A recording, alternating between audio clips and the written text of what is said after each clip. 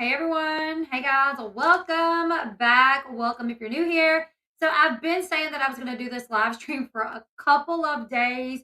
And even though it's late today, I was like, you know what? I got to get to it because tomorrow I have a doctor's appointment in the city. And I know tomorrow I'm not going to have a lot of time to put up too much content. I might be able to get to one or two videos. This one, I hope it's not, I don't want it to be a long video. So I decided I'm going to kind of narrow it down to just going over the interrogatories and just the answer. Okay. So let's go ahead. Let's roll the intro. Give YouTube time to send out notifications. I'm on Central Time Zone, political stock. And then we're going to hop right into this. Okay, guys?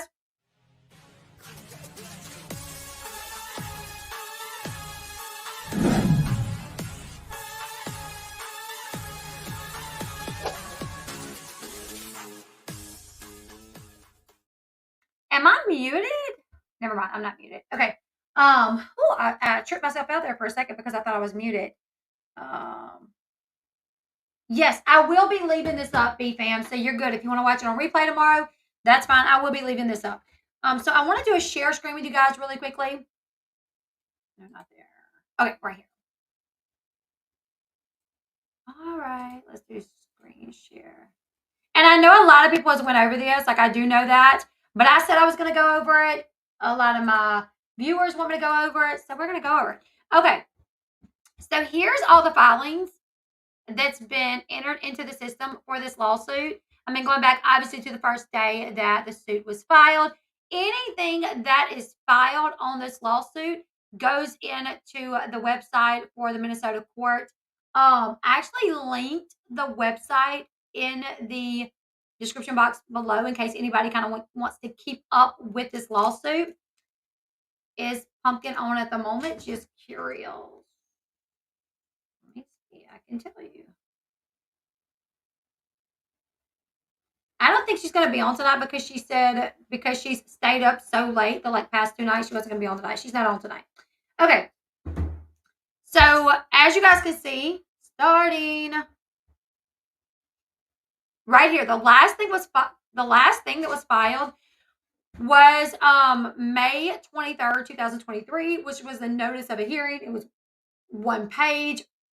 Nothing has been filed until 6 days ago on the 11th, and a lot of things were filed. Just keep your eye on this. There's 1, 2, 3, 4, 5, 6, 7, 8, 9, 10, 11, 12, 13, 14, 15, 16 documents or 16 different motions were filed.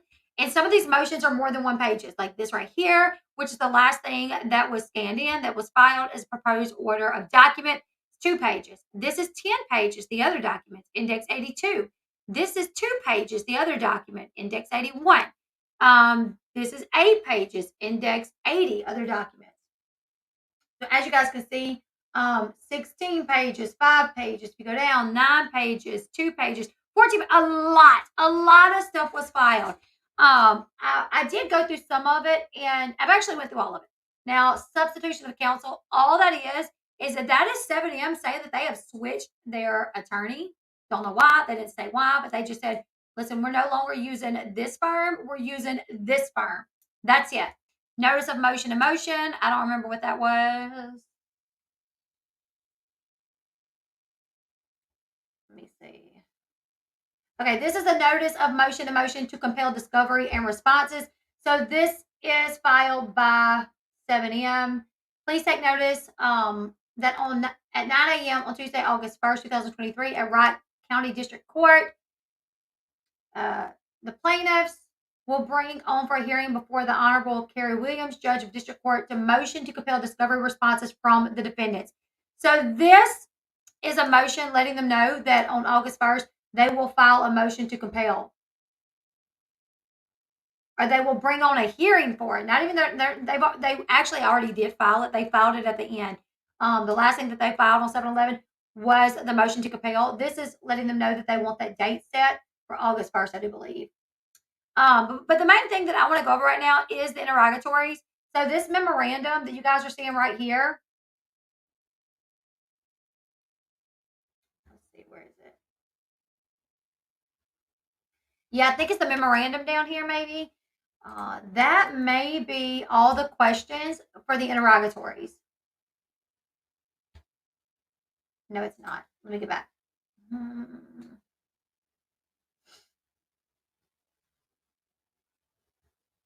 I know this is the answers right here. Either way, at some point, the interrogatories were sent over to Katie. What the interrogatories are in layman's terms is 7M, their attorney, asked Katie a lot of questions. Questions that I thought were pretty interesting. Have you bought subscribers? If you have, how many did you buy? How much did you pay for those subscribers? What accounts do you use? Do you have any psych accounts? If so, please list them. Who told you that Robert Shin trafficked human beings? Who told you that Robert Shin was a cult leader? Where did you get this information? Literally, these questions are directly asking Katie, who are your sources? Where did you get this information from? And what we're going to go over, because there was one filing showing all the questions. And then Katie had to answer them and send them back. And that's what we're going to go over. We're going to go over what Katie sent back to them. I'm not going to read the questions. I'm just going to read where she answered the questions, okay? I think this is this one. Yeah. All right. We're going to zoom in on this. All right. As you guys can see, let's see.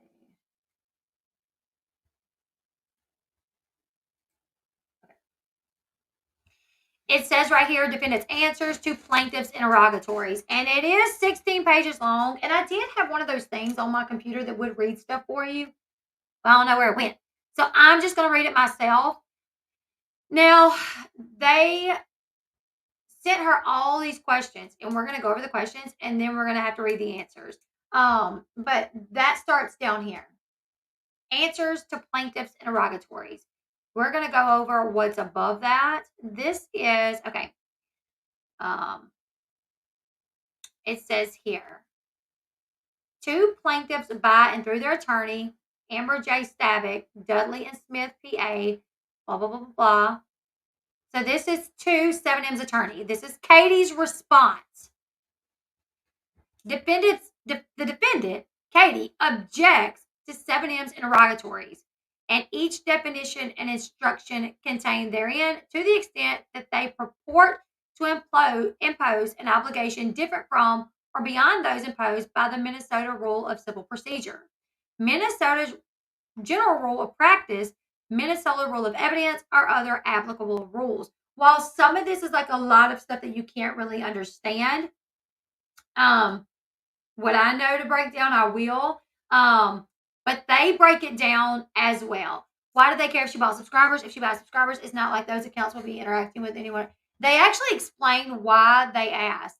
Because I wonder that too, like, who cares? Like, what do they care? I know I would be curious, but what do they care? You know what I'm saying? And I think their response was when Katie was covering them, they want to know how much revenue she put in, if it would be beneficial for her to continue covering them, and if she grew rapidly when she covered them. And once again, it would be beneficial for her to continue lying on them because she grew exponentially when she covered them. You know what I'm saying? I think that was their explanation. But anyways, all right. Number two, Katie objects to each interrogatory to the extent it seeks information and documentation that is not relevant to any party claims or defense.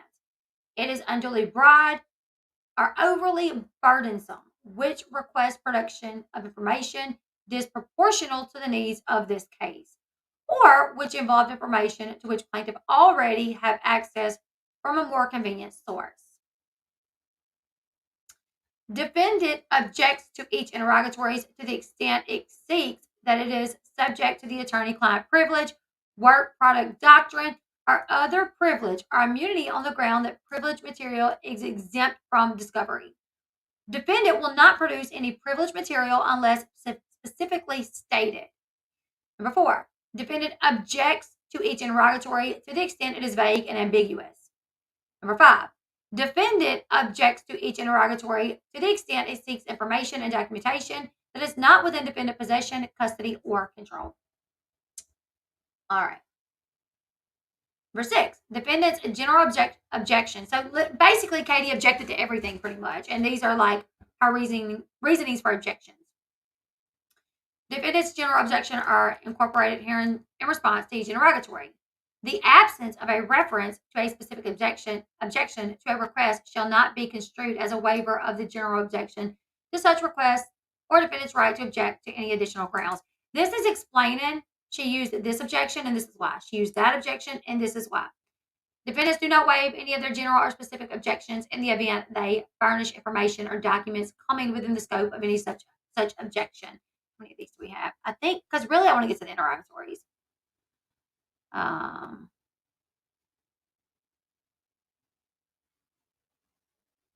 right, here's the answers.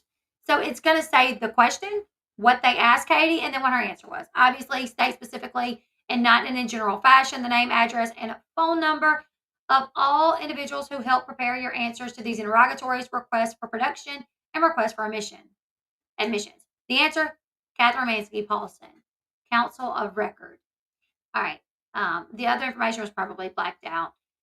Identify each person defendant was aware of who may have knowledge or is likely to have discoverable information relevant to the facts and circumstances surrounding the matters which are the subject of the claims in the lawsuit. For each person, include a detailed summary as the matters you believe they may have knowledge of. So right here, I think this is saying like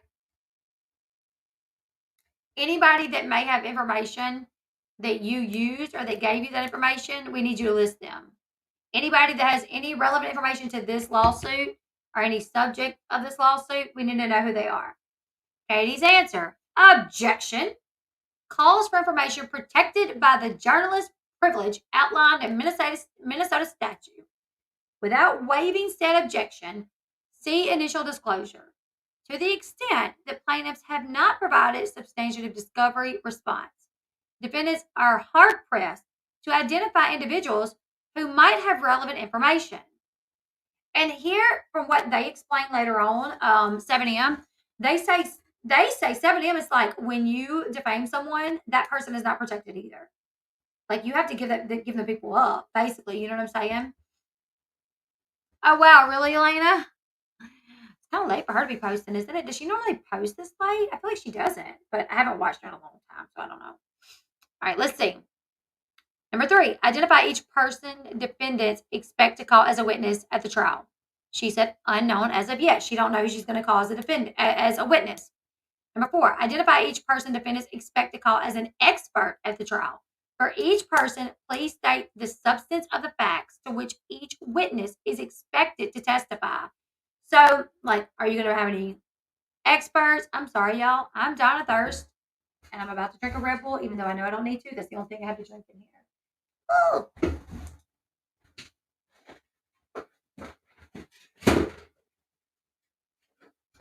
I've been trying to kind of stay away from Red Bulls because I have like a kidney infection and everything, and but I'm tired and I'm thirsty, so hopefully this doesn't kill me. She has a thing for Josh. A lot of people have that assumption. A lot of people do have like say that. She's been trying to prove a Photoshop photo of Gwen's wedding. She's still ridiculous. No way. I should have covered Gwen's bombshell reloaded. Is she a hater or she can't really stream? I mean that she's just uploading my streams. Sorry. What do you mean?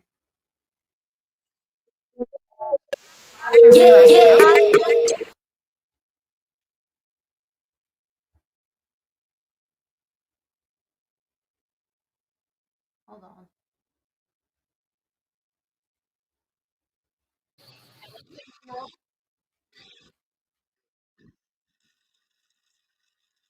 I'm sorry, Tweety. Where is she live streaming me at?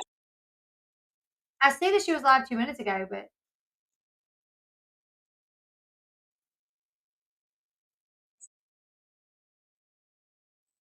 I'm sorry, you guys. I'm just checking on this because when you do straight up live stream somebody else's live, if you don't like change it any, you need to change it some because it might take other people away from watching yours when they can just watch theirs. You know what I'm saying? I'm kind of curious.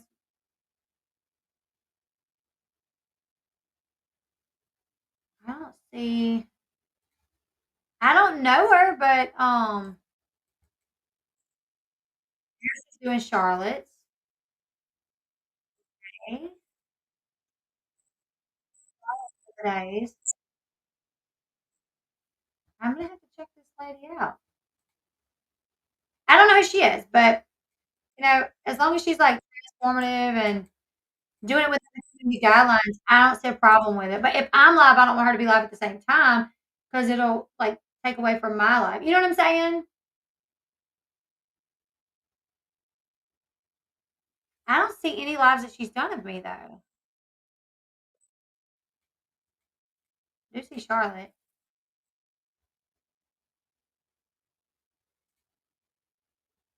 Hmm.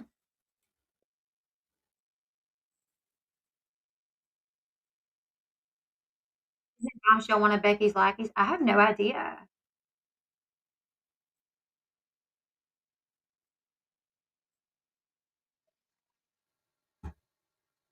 All right, let me go back to the one that she had 2 minutes ago and see if maybe she started doing mine. Let me see.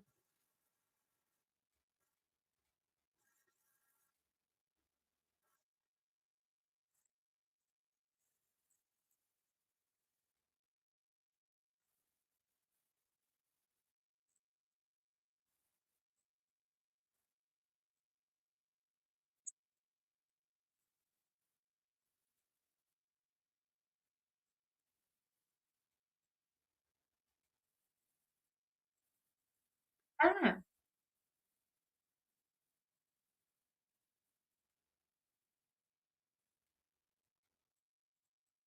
Okay, I don't see anything, but and I want to kind of get back to this because I don't want to.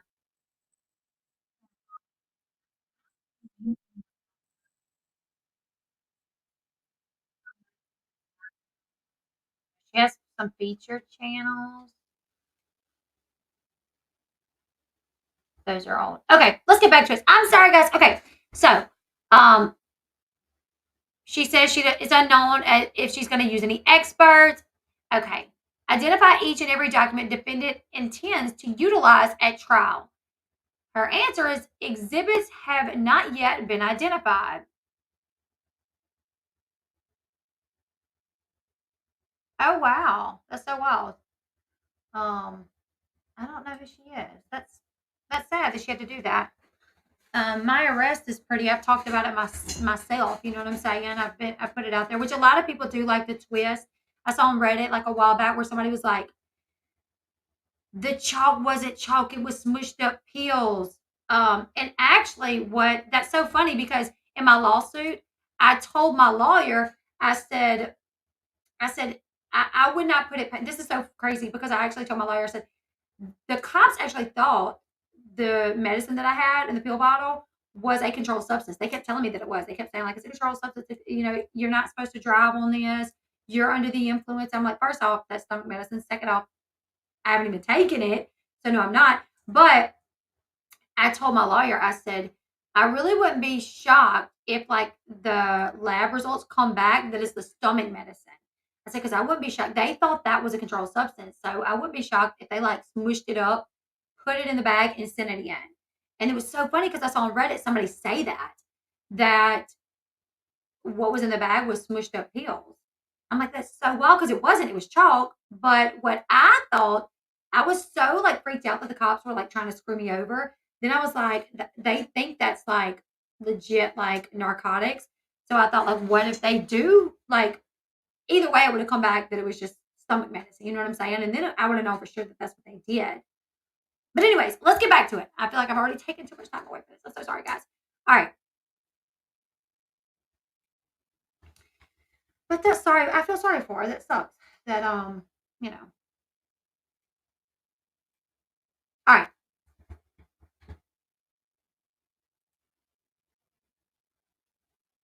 Oh, I need to redo the video and make it shorter because the other video is like 3 hours long.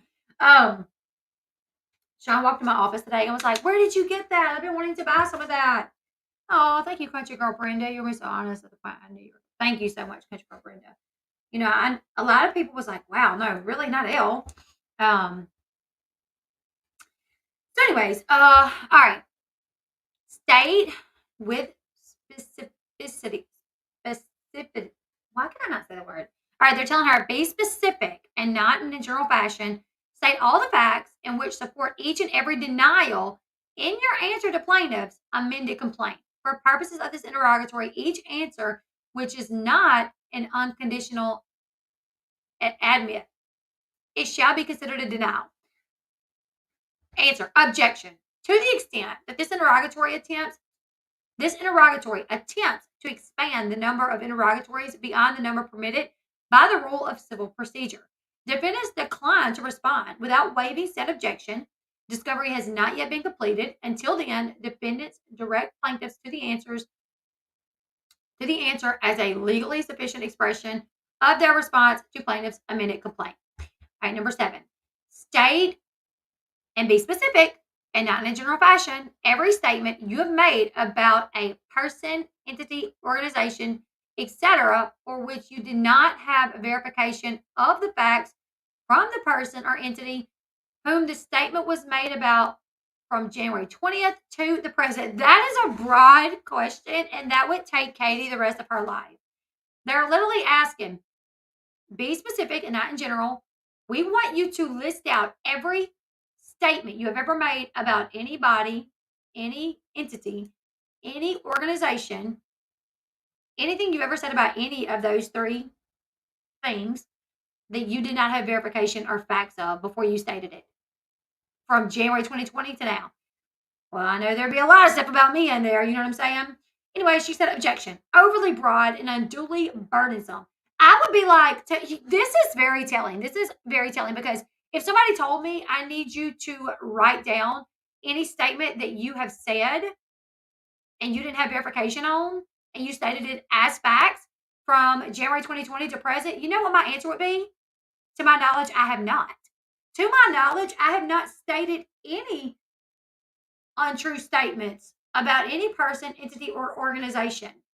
To my knowledge, I have not. I have, said my opinions about people that may not be the facts, but it is my opinion. The fact that she said objection, overly broad and unduly burdensome, she admitted this would be a huge burden on me to admit every time I made a statement about someone without facts. So I definitely can't do that. That is pretty funny. She should have just given them links to the YouTube channel. I know, right?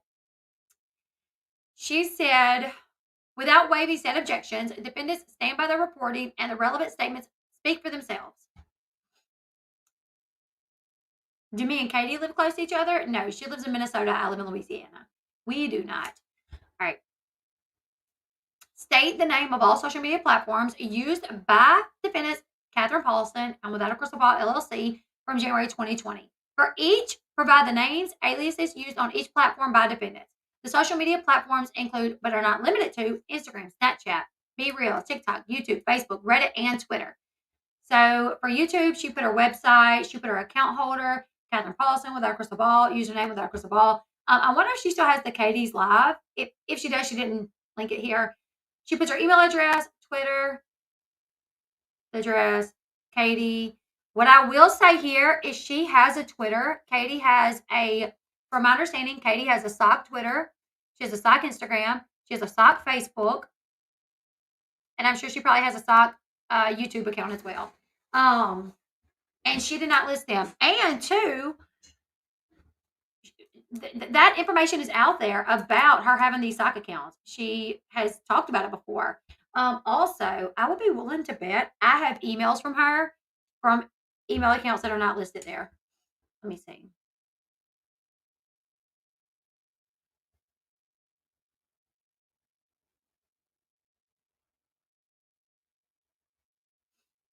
We know she has sock accounts, All right.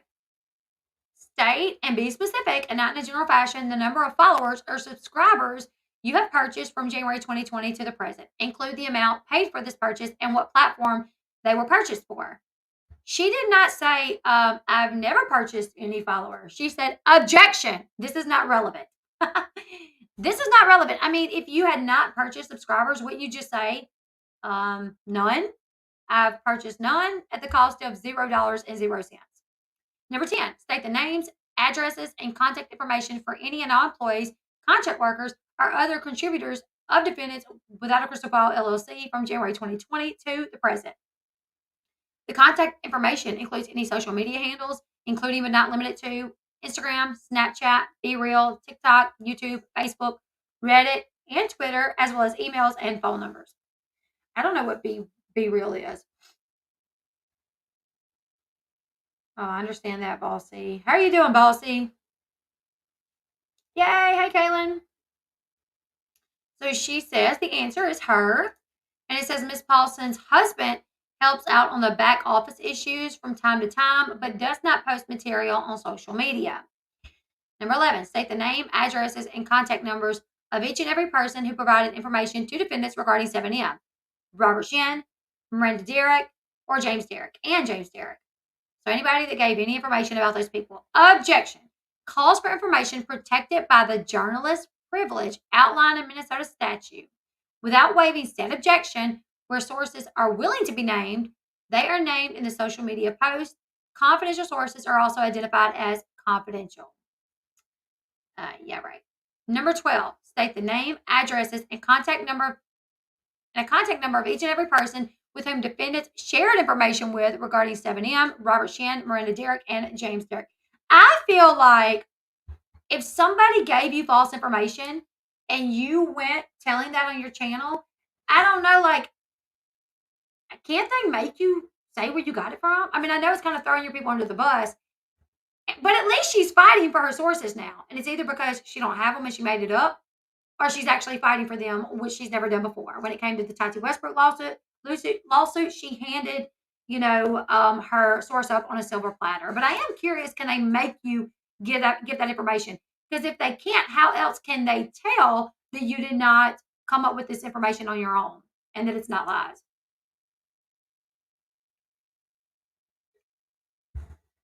All right.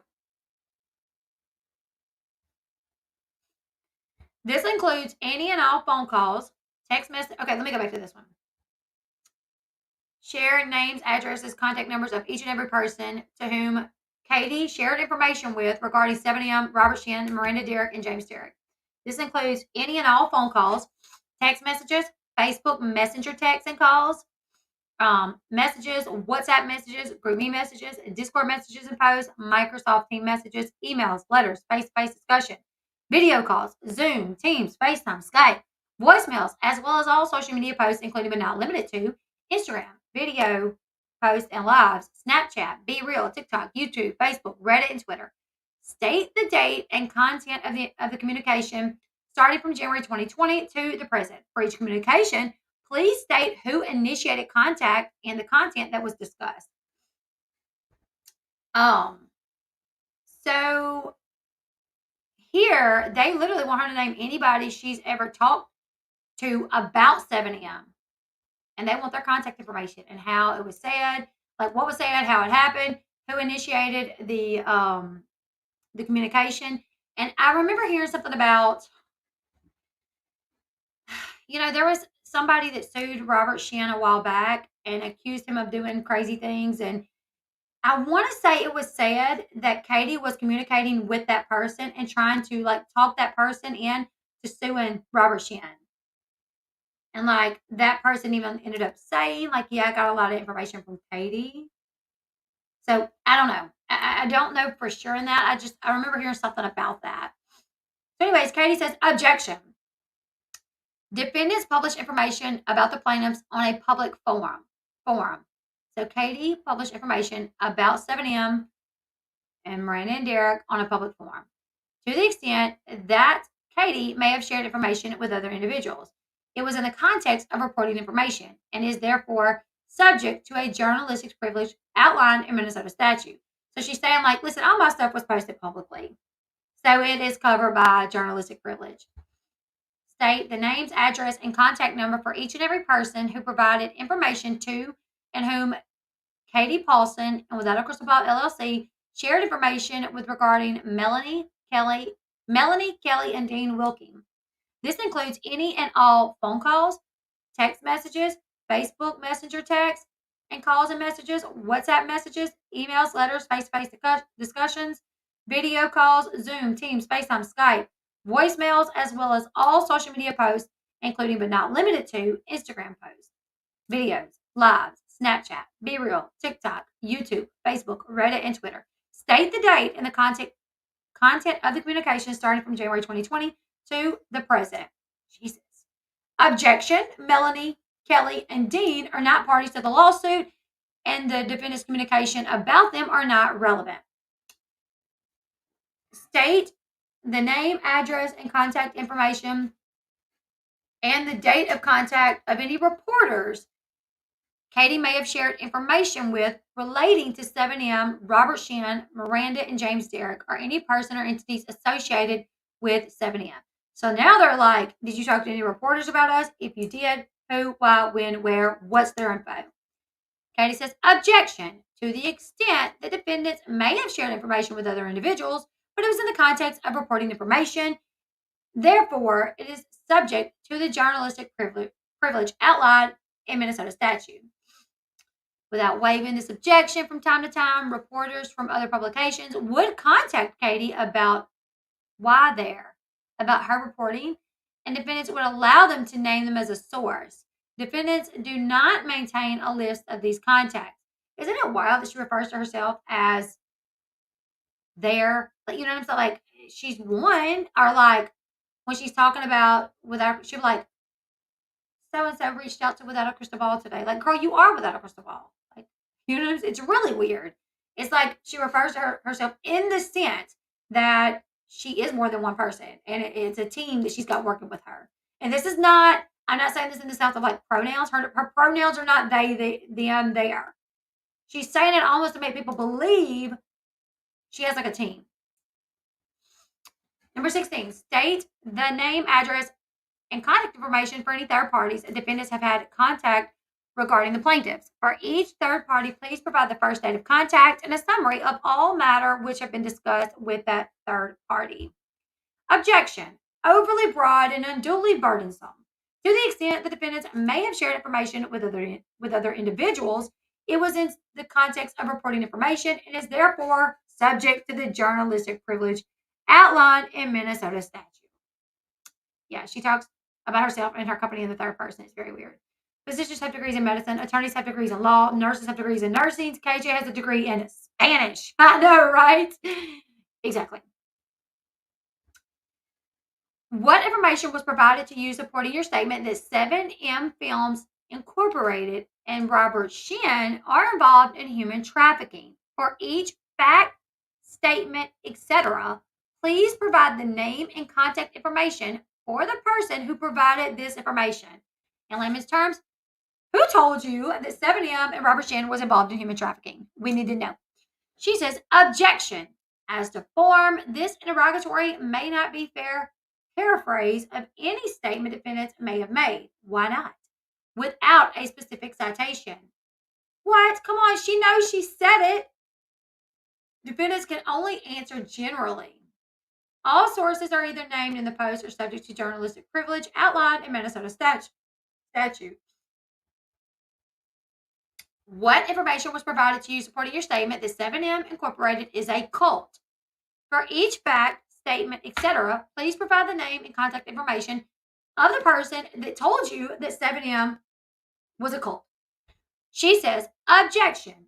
As to form, this interrogatory may not be a fair paraphrase of any statement defendants may have made without a specific citation. Once again, Katie, you know you said it. Why do you have to be cited?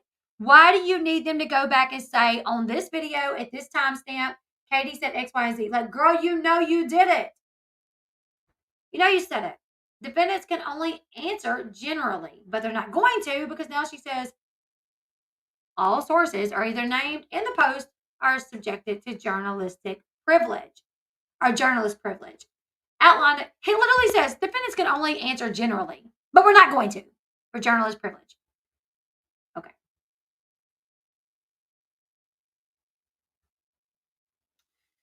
Then it says something down here about being protected under the First Amendment rights of the United States of the Constitution. This is something else she's saying. I'm like, freedom of speech, freedom of speech. Yeah, freedom of speech, but not without consequences if you lie. Thank you. Thank you, Amzy. Now, if you lie and you defame somebody, it's with consequence.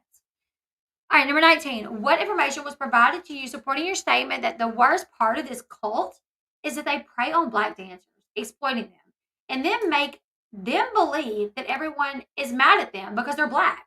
For each fact, statement, and etc., please provide the name and contact information of the person who provided this information. So wild. She said, objection. As to form, this interrogatory may not be a fair paraphrase of any statement defendants may have made. Without a specific citation, defendants can only answer generally. But we won't again. All sources are either named in the post or subject to the journalist privilege outlined in Minnesota statute. Like, girl, blah, blah, blah, blah. First Amendment right again. I'm not answering you. And then a boo-boo. Number 20. What information was provided to you supporting your statement which maintains that Robert Shin sexually abuses women? For each fact, statement, etc., please provide the name and contact information for the person who provided you this information. Objection. As to the form, that this interrogatory may not be a fair paraphrase of any statements defendants may have made. All sources are either named in the post or subject to a journalistic privilege outlined in Minnesota statute. Or blah, blah, blah, First Amendment right. Number 21. I know, right? Kate Gosselin and Katie should really be friends. I cannot wait to get the blanket. All right, number 21. What information was provided to you supporting your statement which maintains that Robert Shin is instructed by God to teach young women about sex, and that includes and that he induces them into joining the induces? And inducts? And that he inducts them into joining the cult? I know it says induces, but I think they meant inducts. I don't know. For each fact, statement, or etc., please provide the name and contact information for the person who provided the information. Objection. This interrogatory is not the fair place to paraphrase any statements that I might have said. It's not cited, and still journalistic privilege, not answering freedom of speech. This is literally like our answers for almost everything.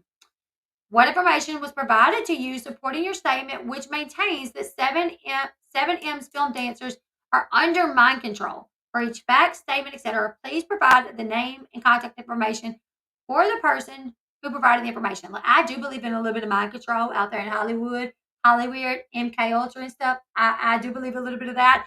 But I don't know if I believe that 7M dancers are under it.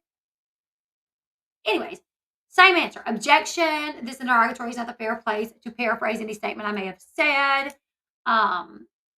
And all sources are either named in the post or subject to a journalistic privilege outlined in Minnesota statute. Once again, First Amendment right. Also, I just find it really wild. It's like somebody lies on you, according to them. They're like, she lied on us. She literally told like blatant lies about us, defamed us to the fullest degree possible. So we're suing her. Now they're asking, if you didn't lie, where'd you get this information from? I'm not telling you. Girl, you have to. Like, you're being sued. You're going to have to, to prove that you didn't make this up, I would have to imagine you have to give this information up. Right? I mean, I just don't see how you wouldn't have to. She's like, this lawsuit is not the appropriate place for me to tell you guys if I made this information up or not. This lawsuit is not the appropriate place for me to tell you guys if I really had a source or not. A defamation lawsuit is not the place to do it. For me to tell you if I really defamed y'all based on me just lying or if somebody really gave out the information. You know what I'm saying? I'm like, I think it's the perfect time and place. 23. What information was provided to you supporting your statement that dancers are told and believe that they are anointed by God? The source alleged that Robert has brainwashed them to believe the outsiders are not worthy of their time and they are dangerous. State who you got this information from, please. Objection. This interrogatory is not the place to paraphrase any statement I may have said. All sources are either named or subject to journalist privilege outlined in Minnesota statute, as well as the First Amendment right. Number 24. What information was provided to you supporting the statement that social media managers at 7M Inc. are blocking family members and friends that try to reach out? Tell us where you got this information from, KJ. Objection. This interrogatory is not the time nor place for y'all to paraphrase any statements that I may have said about this management company. All sources are either named in this post or subjected to. I didn't see one post where she really said, I got the source of this information is so and so.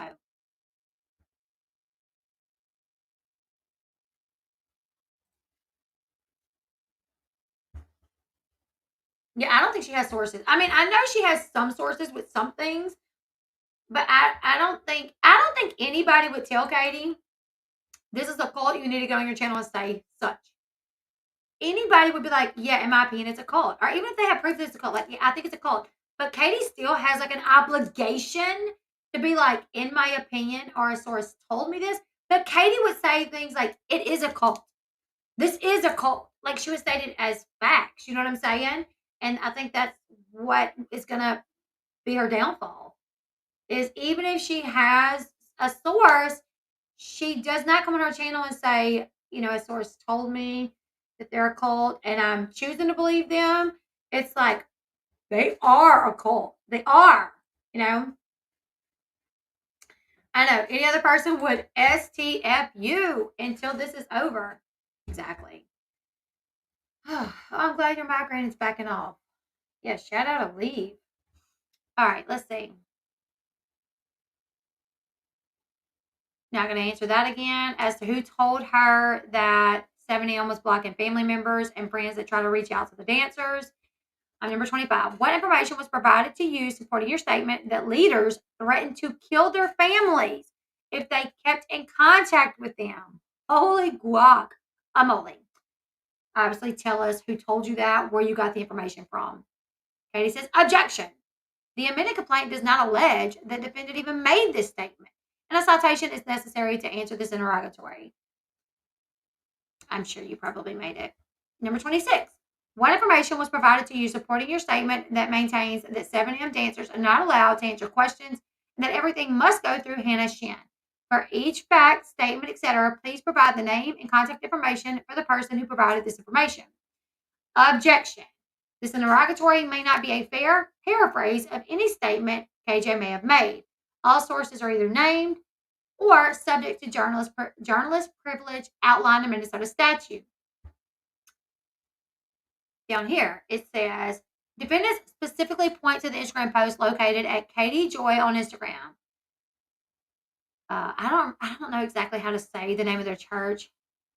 Shekinah, I think. Shekinah Church demands members include them on all emails through blind copy, meaning the receipt cannot see that Hannah is reading the email, which contains a reproduction of an email sent from Hannah Grace Lee.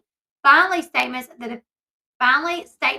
that defendants may have made are statements of opinions based on cumulative reporting that is protected under the First Amendment right in the United States Constitution. No, I feel like she never says anything as opinion.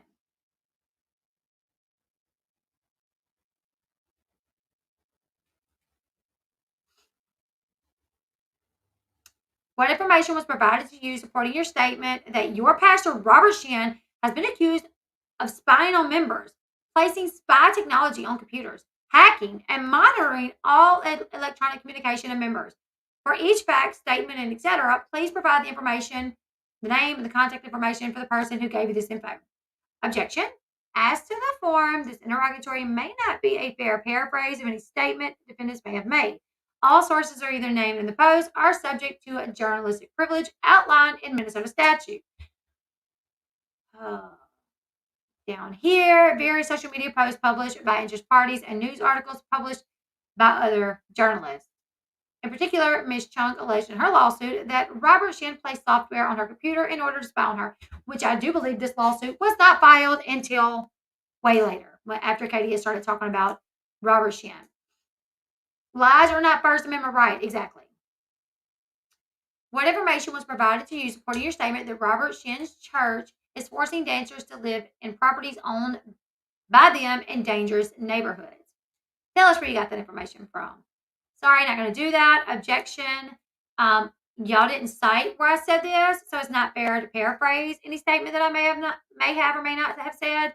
And regardless, it's subject to journalistic privilege. So I'm not going to say. And it goes on to say, various social media posts published by interest parties and news articles published by other journalists. Finally, statements the defendants may have made are statements based on opinions upon cumulative reporting that are protected under the First Amendment right of the United States Constitution. Number 29. What information was provided to you supporting your statement that church members are not allowed to own or drive their own cars? Who told you that, girl? Objection. The interrogatory is not a fair paraphrase of any statement that I may have made. Also, journalistic privilege down here. First Amendment right. Number 30. What information was provided to you supporting the statement that most committed members hand over their financial lives to Hannah Shin? She pays the bills, their taxes, and makes sure they are tithing, and she makes sure all the church gifts are made.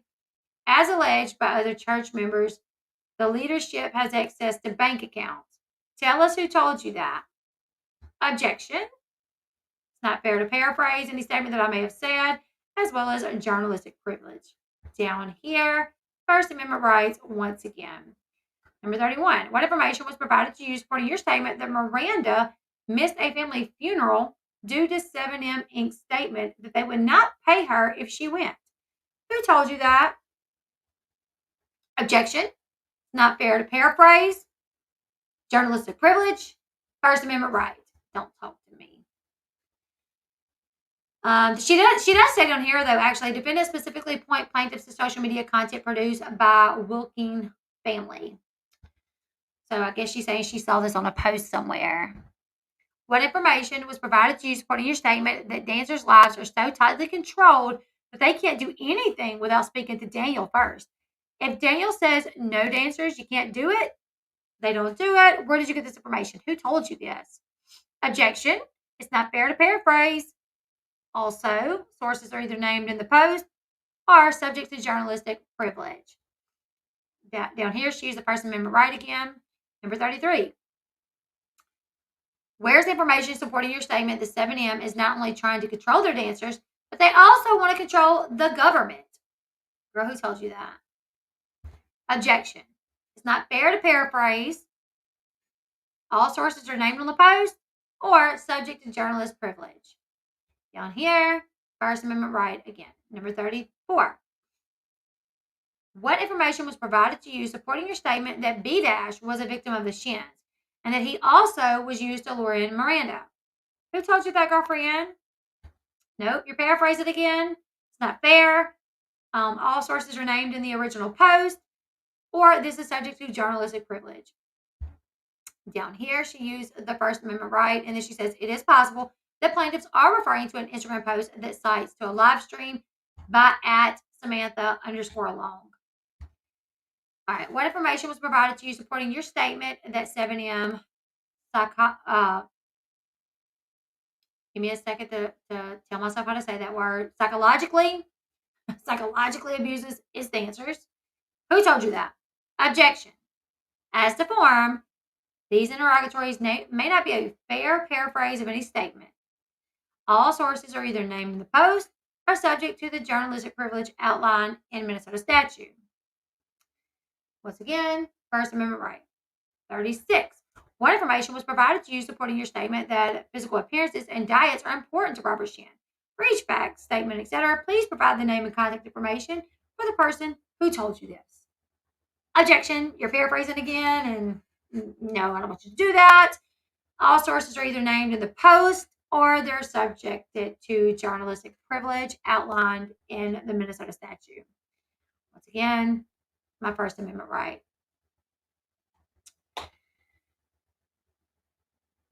Would you ever do a video with Grace from Grace Report? Yeah, I talked to Grace Report a long time ago. We kind of went back and forth talking about some stuff. I think with the Amber stuff, maybe, but I haven't in a long time. She was nice to me. Um, all right. What statement? Give us the information supporting your statement where you said your pastor Robert Shin has openly admitted that he curses people that do not donate to him. Who told you that? Objection. This interrogatory may not be a fair paraphrase of any statement that Katie may have made. All sources are either named in the post or are subjected to a journalistic privilege. Down here it says there was something published by another article that said Mr. Shin testified to this effect in a deposition conducted in Ms. Chung's lawsuit. Presumably, Mr. Shin has a copy of that deposition. 38. What information was provided to you supporting your statement that Robert waterboarded Dom? Who told you that? That's a big one. Oh no, Amanda, I'm sorry.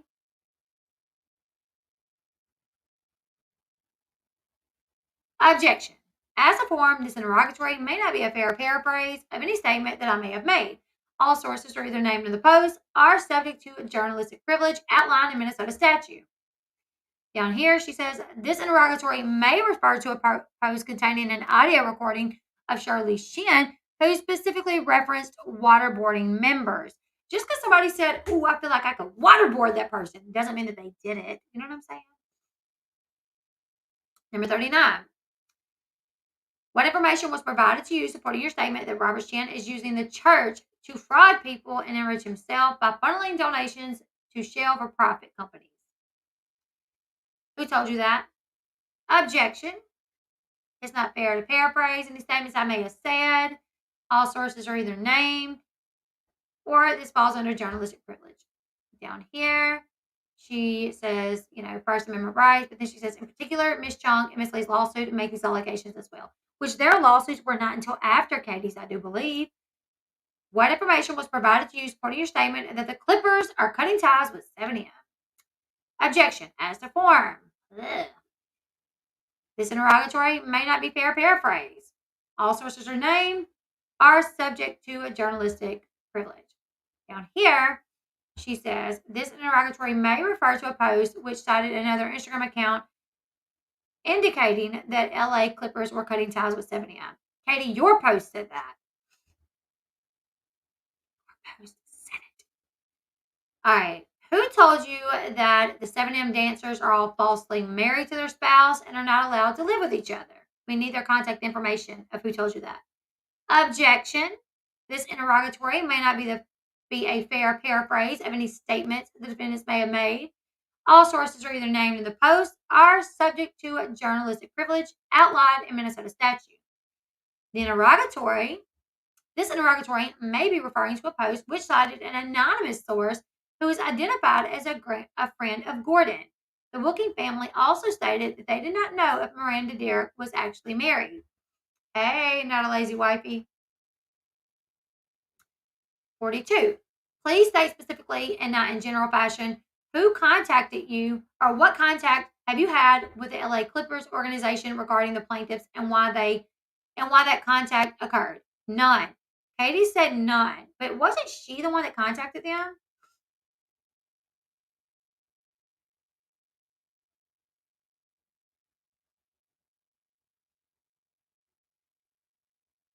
Wasn't she? Oh, I'm glad. I love your name, not a lazy wife. I'm not a lazy wife neither. All right. State specifically and not in general fashion why you instructed your followers to do their thing with regard to plaintiffs and their associates. Objection. As the form of this interrogatory, it may not be a fair paraphrase of any statement that Katie may have made. Without waiving said objection, defendants have no problem admitting that they do believe that the church is a cult and that Robert Shin is a horrible person and that 7M Films is closely related to the church and that 7M dancers are being victimized by 7M Films, Robert Shin, and the church. As such, it is not unreasonable for defendants to ask their readers or followers to do their thing. But you're inciting your followers to like cancel somebody, essentially. Please state specifically and not in a general fashion what your intent in posting each of the social media posts outlined in plaintiff's amended complaint, uh, paragraph 26. Objection. To the extent that this interrogatory attempts to expand the number of interrogatories beyond the number permitted by the rule of civil procedure, defendants decline to respond. You declined to respond to anything. Additionally, defendants cannot speak to those posts that are not accurately linked to the amended complaint. Without waiving said objection, defendant's intent was to report truthfully on the claims that the Wilkie family and others with respect to the activities of Robert Shannon and 7M Films. 7M Films. Number 45. State with and be specific, not general fashion, the reasons for each of your affirmative defenses outlined in your answer. Objection. Insofar as the affirmative defense set forth legal base with the defendants believes the complaint should be dismissed. Defendants are not attorneys and cannot answer these interrogatories. Girl, they're asking you about what you did. They're not asking you what your lawyer said. They're asking you what you did. Thank you, Elena.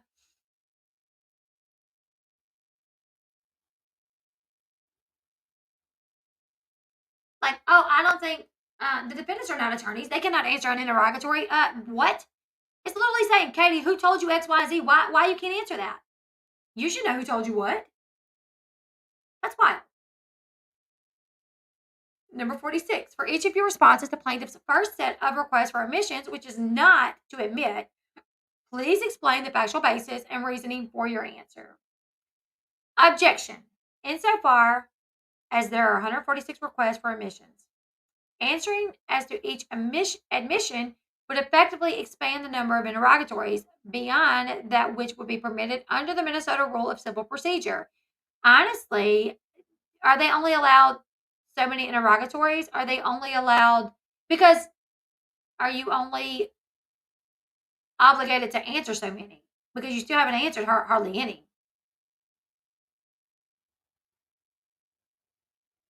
I declare under penalty of perjury that everything I have written here is true and correct, which is not true in my opinion. She also said she didn't know what an affiliate was. They did ask her something about affiliates, and she said she did not know what an affiliate was. And I thought, that's wild. That's really wild that you don't know what an affiliate is. All right, let's go back to this for a second. Oh, I'm so tired.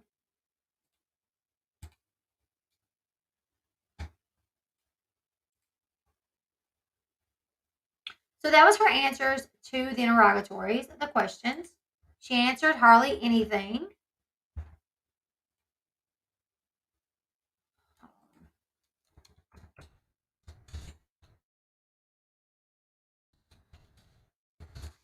And they are not happy about it. 7M is not happy about it. I gotta get back in. It kicked me out. Hold on, guys.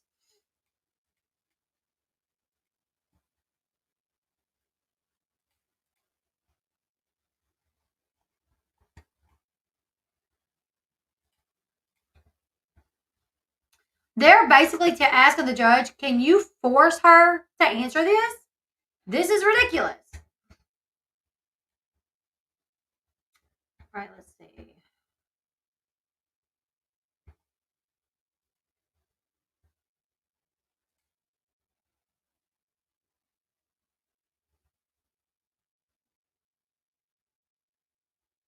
All right.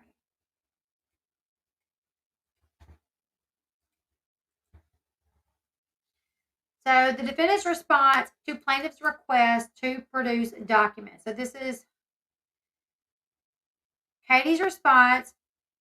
She was asked to produce certain documents, and she's responding to that. Let's see.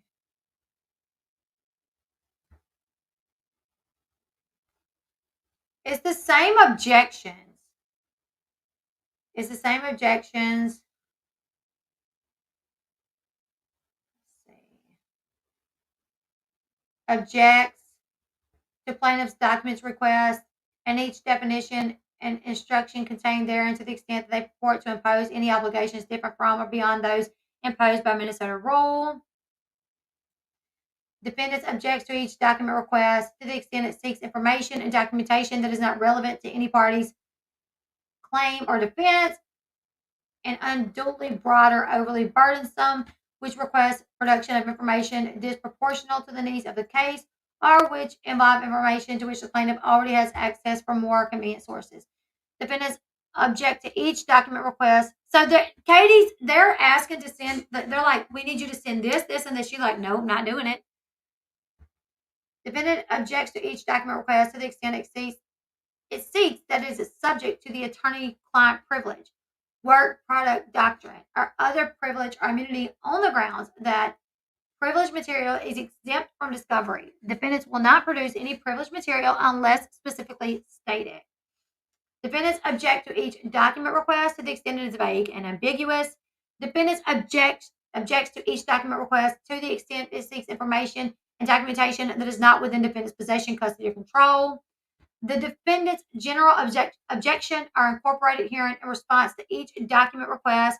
The absence of a reference to a specific objection to request shall not be construed as a waiver of the general objection to such request or defendant's right to object to any additional grounds.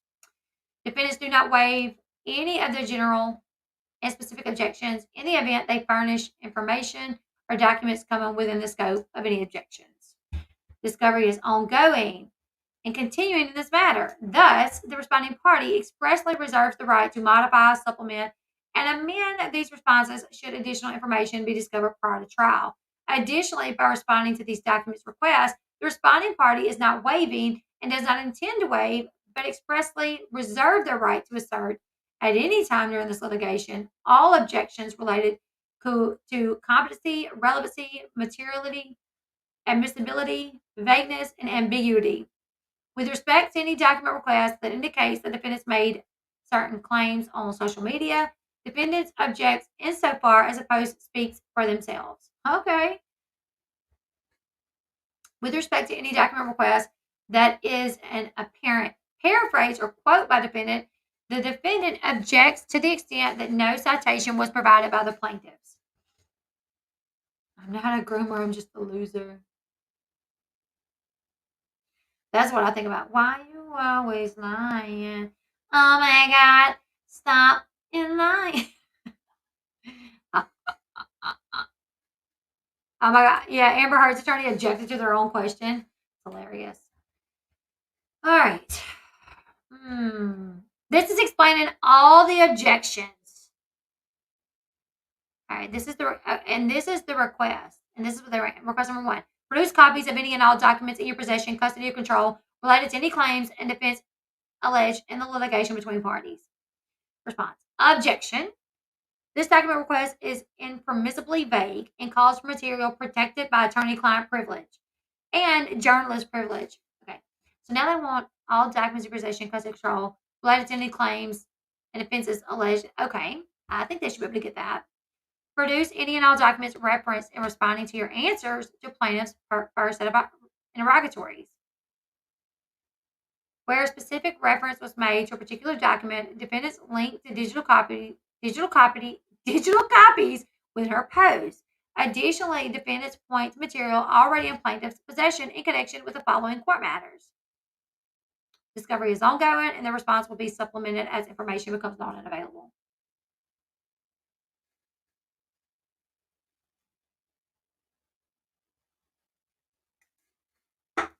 Produce any and all documents referenced in responding to your answers to plaintiff's request for admissions. None. Produce any and all social media posts you made regarding 7M Films Incorporated and its affiliates from January 20th to present. Y'all look at this. The defendant does not know what affiliate means with respect to this request. You know what an affiliate of 7M would be. Most of the defendant's social media accounts are readily available online. Defendants have asked plaintiffs to provide copies of plaintiff's posts already in his possession. Once plaintiffs provide this discovery, the defendants will supplement their response. Like, you know what an affiliate is, Katie. You have affiliates. Katie had affiliates herself. Like, what? Got locked up. They won't let me out. Won't let me out. All right. Produce any and all social media posts you have regarding Robert Sheehan and his affiliates from January 2020 to the present. Once again, I don't know what an affiliate is. Most of the defendants' social media accounts are readily available online. Defendants have asked plaintiffs to provide copies of plaintiff's posts already in his possession. Once plaintiffs provide this discovery, the defendants will supplement their response. Oh, I liked it too, Nat B. I will watch it all again. It was literally the most entertaining thing ever. Um, Produce any and all social media posts you made regarding Melanie Wilkin and her affiliates from January 2020 to present. Objection. Relevance insofar as it requests information related to a non-party. Defendants do not know what affiliate means with respect to this request. What? Produce any and all social media posts regarding Miranda Derrick and her affiliates from January 20th to the present. The defendant doesn't know what affiliate means with respect to this request. I wish somebody would go through like Katie's videos and find her like talking about her affiliate links. Wouldn't that be funny? Most of the defendant's social media accounts are readily available online. The defendant has asked the plaintiff to provide copies of plaintiff's posts already in his possession. Once the plaintiff provides this discovery, the defendant will supplement their responses. Number 8, any social media posts regarding James Derrick and his affiliates. Once again, she doesn't know what that means. Once the plaintiffs provide discovery, Katie may supplement her response. Produce any and all drafts on social media posts you have made regarding 7M Films. Objection, relevance.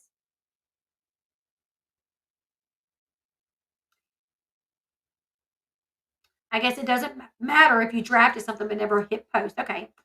Produce any and all drafts on social media posts you made regarding Robert Sheehan. Relevance, objection. Produce any and all correspondence in which defendants discuss 7M Films, Incorporated, and its affiliates with a third party. Objection. This calls for information that is protected by attorney-client privilege. I don't know what affiliate means, and it's probably also protected by journalistic privilege. Produce any and all correspondence in which the defendants discussed Robert Sheehan and or his affiliates with third parties. Objection. This document requests materials. Request call for materials protected by attorney-client privilege. If you gave something to your attorney, like if you gave your attorney like text messages between you and like Robert Sheehan's affiliates where they said, okay, we're not going to work with him anymore. Like, sure, I guess you could say it's protected by attorney-client privilege just because you allow them to see it. But it's also part of this case. Like, you know what I'm saying? Like, I mean, I guess if that's the case, you could say everything is protected under attorney-client privilege.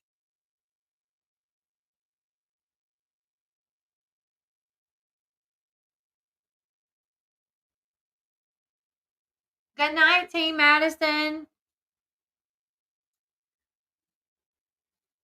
Let's see. I've watched Bruce Rivers as well. Produce any and all correspondence in which defendants discuss Melanie Wilkin and her affiliates. Objection. This document request calls for material protected by attorney-client privilege or journalistic privilege, and the defendant does not know what an affiliate is. I wonder if the drafts are where if she changes her thumbnails.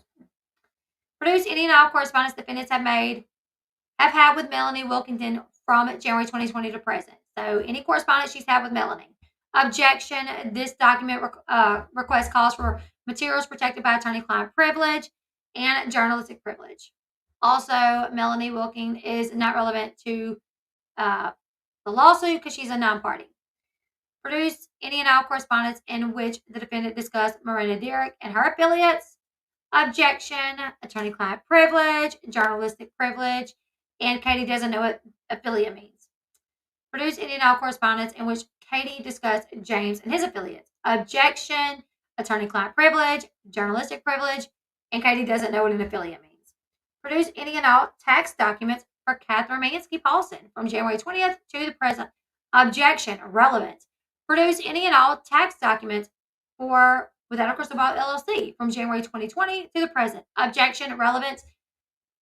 Produce any and all contacts or contracts you have entered in with a third party regarding 7M. Robert Shin, Miranda, James, and the church. Objection, relevance. Additionally, this request calls for the material that may be subject to a confidentiality provision that prevents this disclosure. Produce any and all contracts you currently have with any production company. I like this one. Because Katie has talked about working with a production company to expose them. She says, objection, this request is overly broad and seeks material that is not relevant to any claim or defense. Additionally, this request calls for material that may be subject to a confidentiality provision that prevents the disclosure. Produce any and all communications regarding the production of an HBO documentary regarding 7M. Objection, this document request calls for materials protected by attorney-client privilege. Produce any and all communication regarding the production of a Netflix documentary regarding 7M. Objection, this document request calls for materials protected by the attorney-client privilege or the journalistic privilege outlined in Minnesota statute. Additionally, this request calls for materials that are subject to a confidentiality provision that prevents disclosure. Produce any and all contracts regarding the production of a Netflix documentary regarding the plaintiffs. Objection, relevance. Additionally, this request calls for materials that are subject to a confidentiality provision that prevents disclosure. It doesn't tell you that you can't say you've spoken with somebody in regards to 7M, right? I mean, are you not allowed? Like, if you're in talks with HBO or Netflix, I'm sure you could say, yeah, I'm talking to them. Let's see. All right, so this is just a letter to Katie. It's just saying you are aware we start a lawsuit. Do not destroy, discard, or delete anything. Store everything, any contacts that you've had with anybody regarding their clients, third-party vendors. Keep notes, journal entries, files, anything. If you receive documents from another employee of any of the companies or people involved in this litigation, please review those documents for potential relevancy and do not destroy, discard. So this is like a don't delete your crap type of situation. Your failure to take required steps may lead to the loss of evidence, and that could result in significant consequences to you and civil or criminal sanctions. In undertaking these steps to preserve documents, no file or social media post should be deleted, paper, electronic, or otherwise, until I order by the court. So now, this was filed 7/11/23, but it says it was written last year, so I'm not really sure why this was scanned in, unless it was because they switched counsel. So maybe, I don't know, maybe they just scanned a new one in. I'm not really sure. All right. This is going to be kind of a long one. All right. This is going to be kind of funny. I'm going to scan over it though.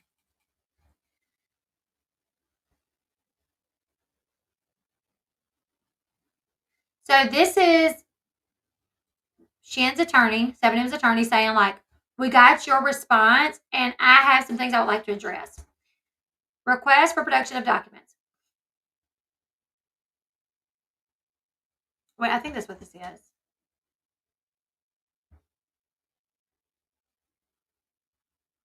Plaintiffs requested all documents which relate to any claims and defenses alleged in the litigation between parties. The defendant objected as impermissibly vague and protected by journalistic privilege. This request is not vague. It is specific as to requesting documents which relate to this lawsuit and the defendant's defense in the same. If the defendant is unclear as to what relates to the lawsuit, they are welcome to research the rule of civil procedure and discovery to deduce what is relevant and discoverable. So yeah, this is 7M's response to Katie basically acting like she know shit. They're like, girl, if y'all know shit, look it up, Like look it up. Good night app. Let's see. This is where it really gets kind of funny, honestly.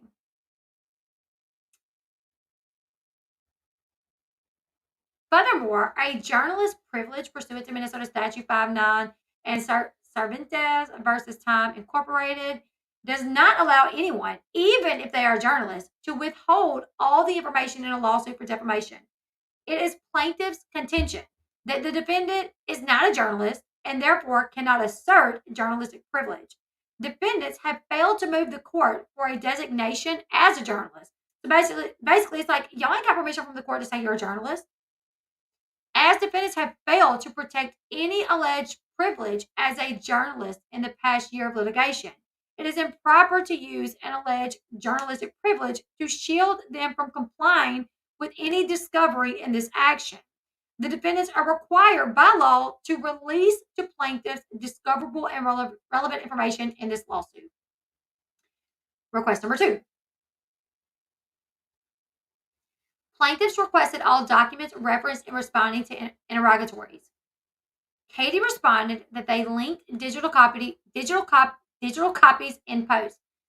Katie is required to provide all documents referenced when preparing answers to interrogatories. If they are specific posts, messages, emails, call logs, notes, etc., which are referenced, they must be disclosed. If there are any documents which as privileged, the defendant must submit a privilege log to the plaintiffs. Merely directing the plaintiffs to the defendant's post is not a sufficient answer to this request. The defendants are required to answer this request. Request number C. See response to request number 2. Supplemental discovery letter. Request number 4. 7M requested that Katie produce all social media posts that Katie has made regarding 7M and their associates. Katie did not object to this request, but instead stated that she did not know what an affiliate meant, and that yes, I think it's locked.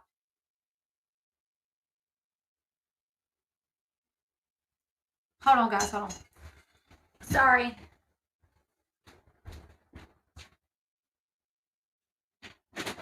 Hey.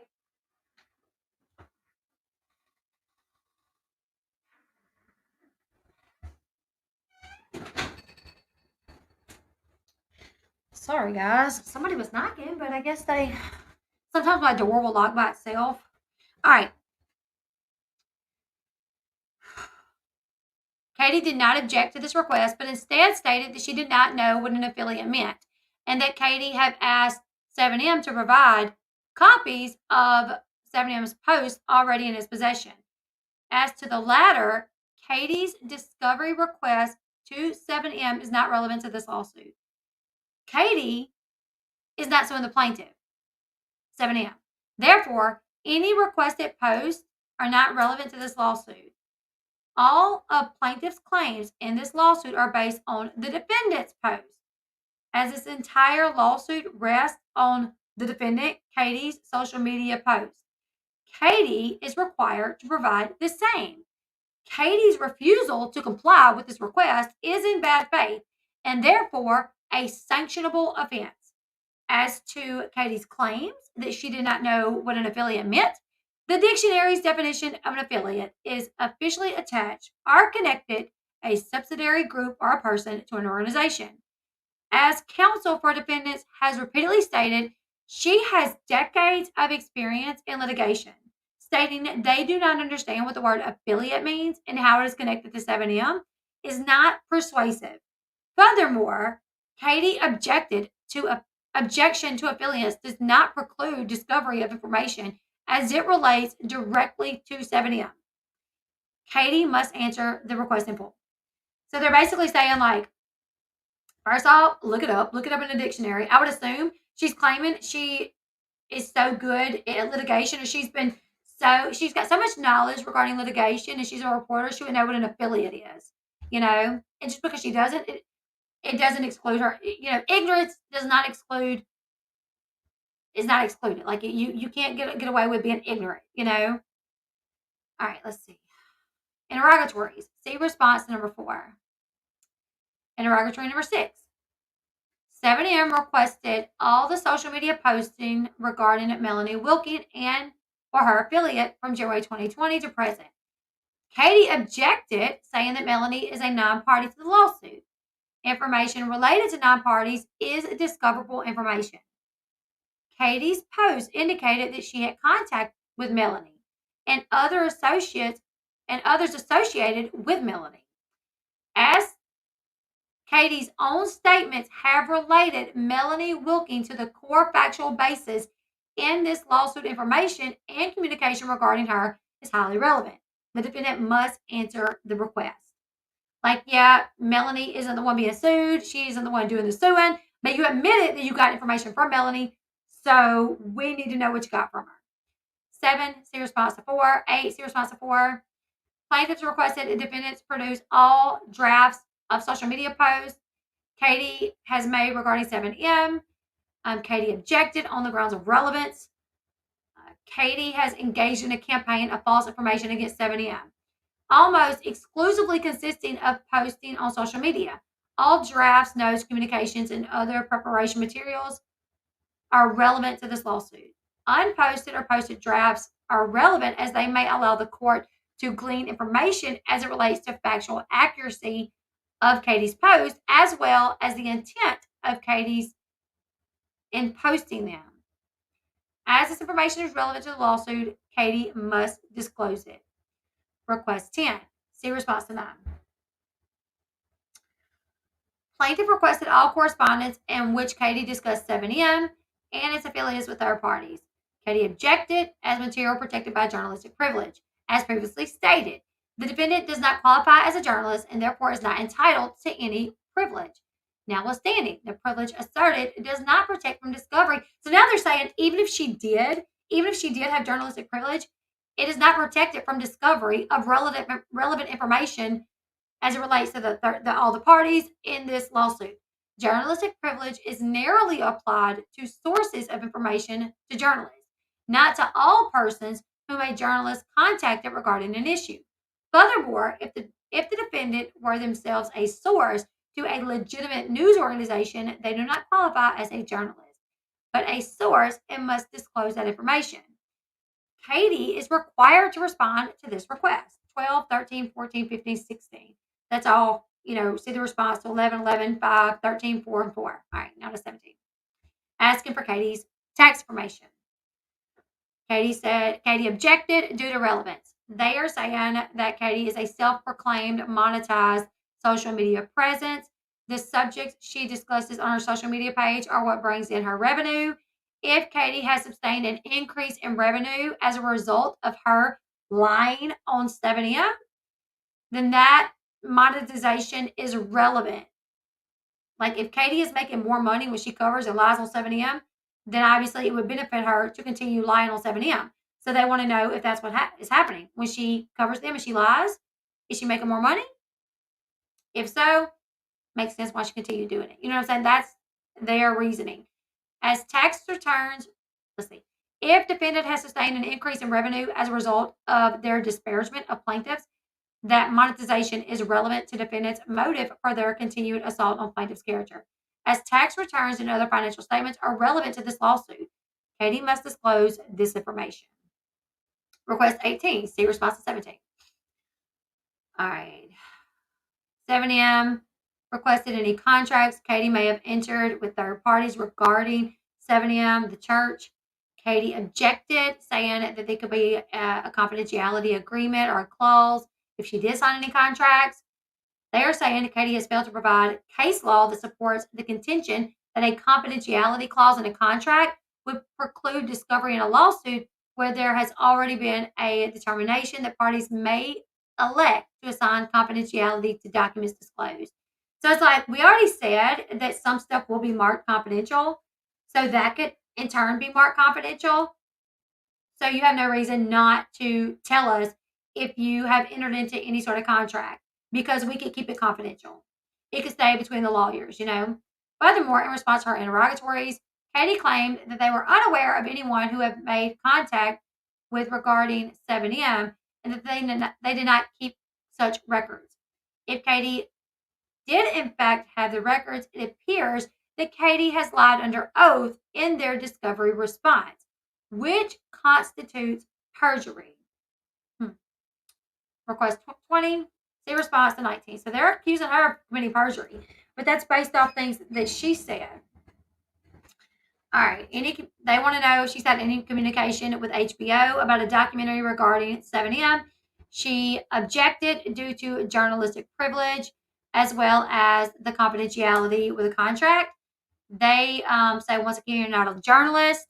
Furthermore, the journalist privilege only extends to a journalist revealing their own sources, not to the information an individual may give to a journalist.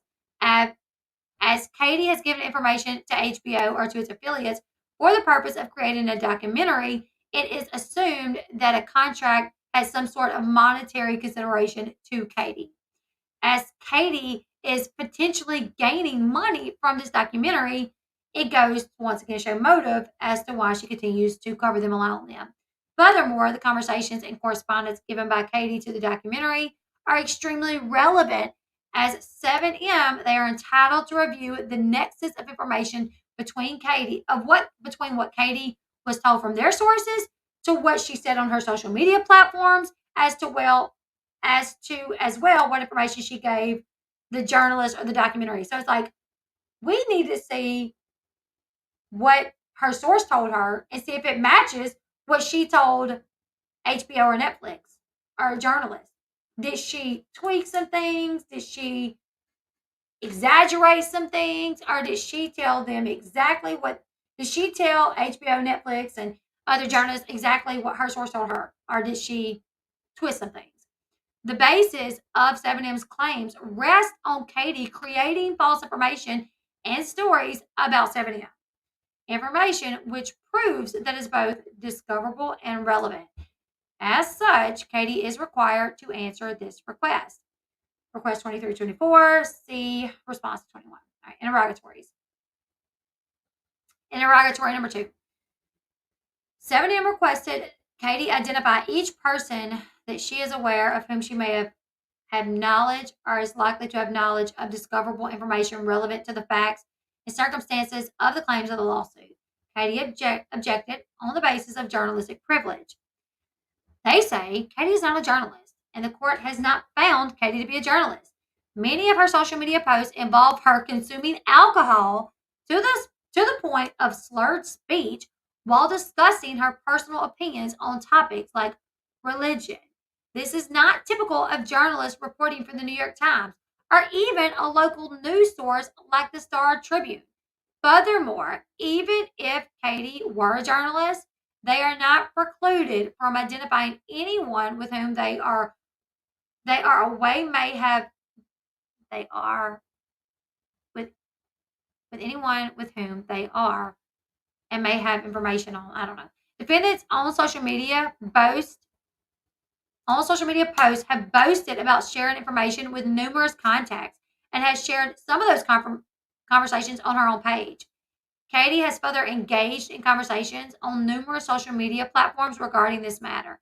Finally, though given over a year since the start of this litigation and numerous discovery motions, Katie has not made a motion to request a judicial finding from the court that they are a journalist and that they are entitled to journalistic privilege.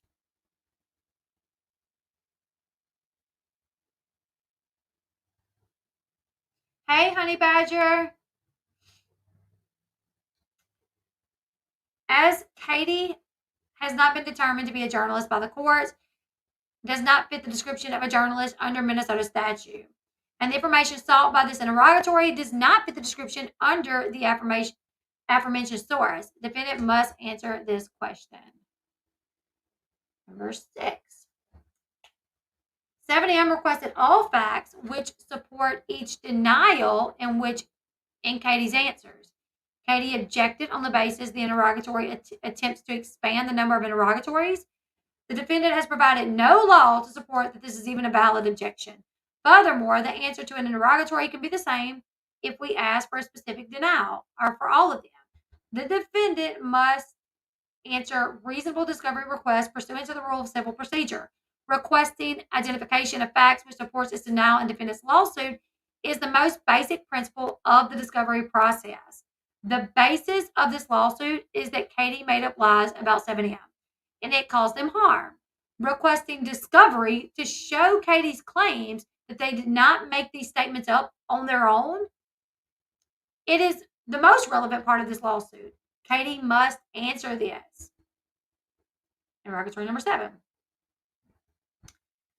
The plaintiffs request each statement defendants have made about a person, entity, organization for which the defendant did not have verification of facts from the person or entity whom the statement was made about from January 2020 to the present. So basically, like anything that you may have said about a person, entity, or organization that you did not have, like that you weren't sure if it was true, we need you to jot that down.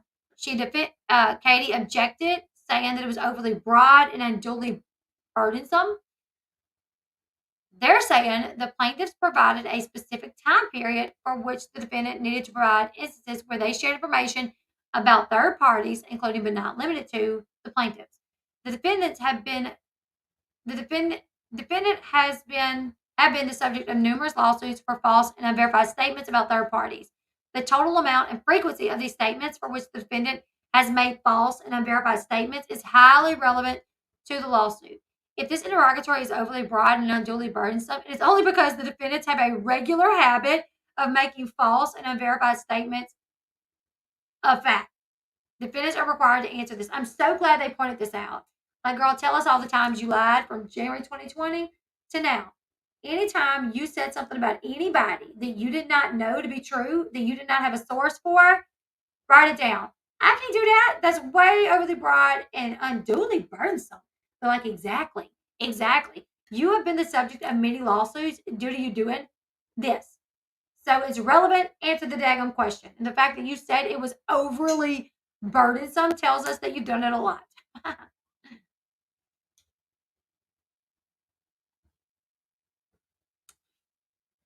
right.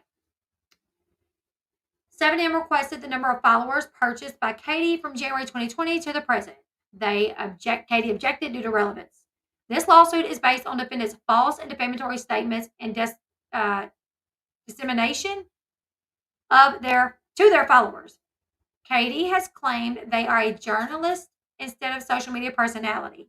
Purchased followers are relevant to defendants' claim status as a journalist, as well as to the extent of the dissemination of her false and defamatory statements about plaintiffs.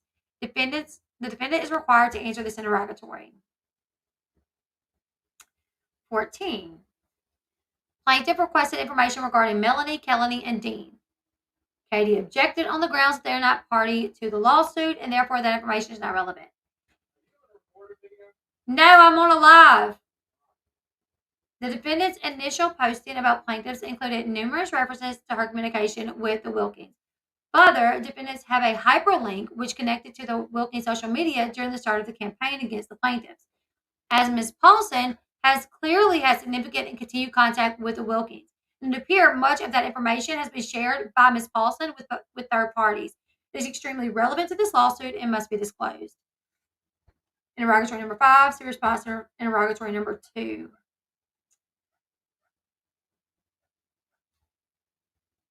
If defendant provided information to hold on.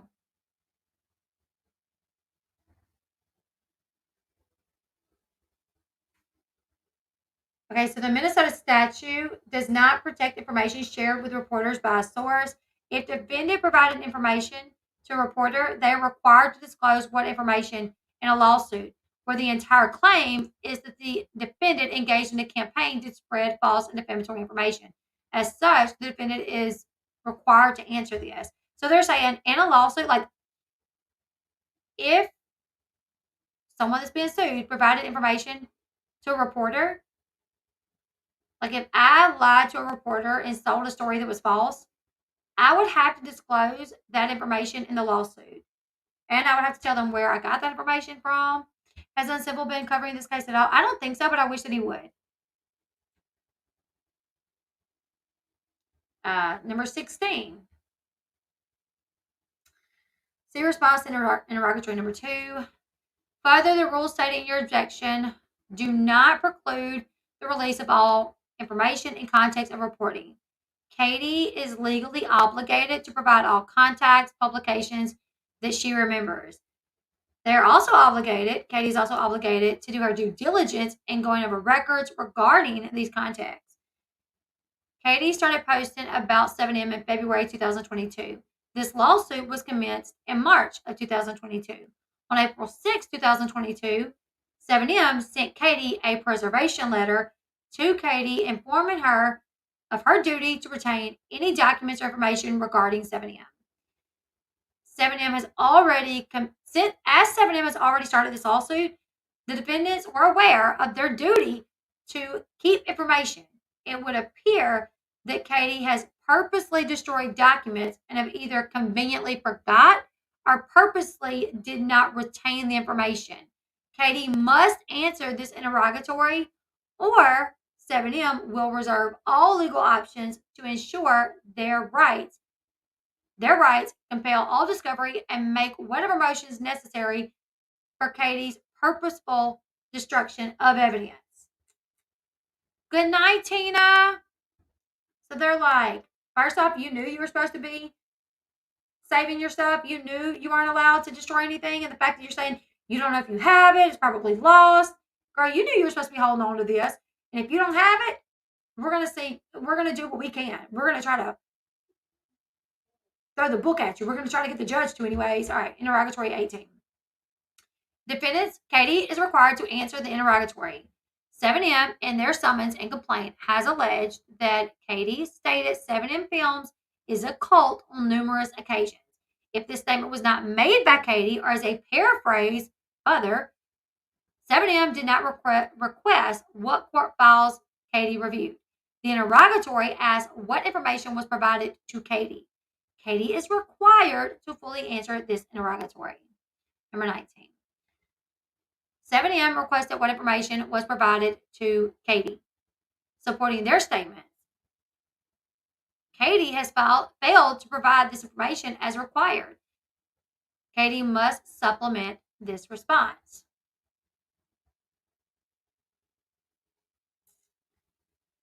Let's see. 7M amended complaint referenced all post, past, and during the course of this lawsuit, as Katie has continued to post false and defamatory material regarding the plaintiffs, and all the material is relevant. However, as the interrogatories ask a question about a statement Katie made about 7M, it is relevant to this lawsuit, and Katie must answer it.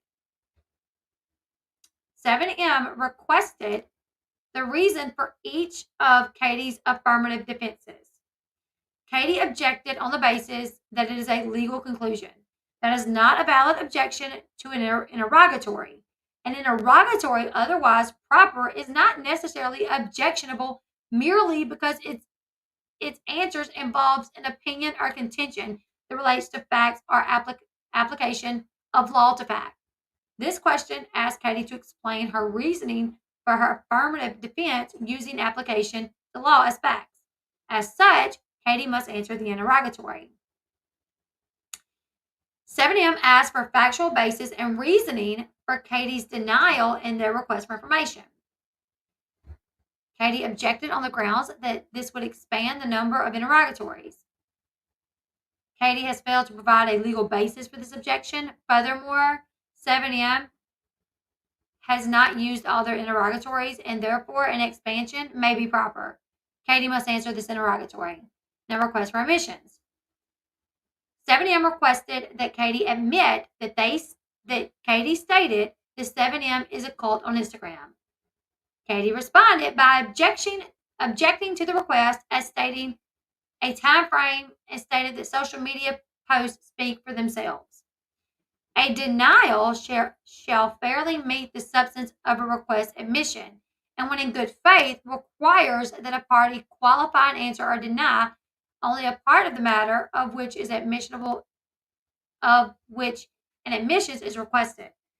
The party shall specify so much of it as true and qualify or deny the remainder. Katie did not admit, deny, not have that they qualify their answer as the rules required. 7M did not ask if Katie stated that 7M was a cult on a specific date. The question is to admit that Katie did in the past, and it was on her IG account. Katie must answer this question or qualify their answer in good faith. Either Katie has never called 7M a cult or they called 7M a cult.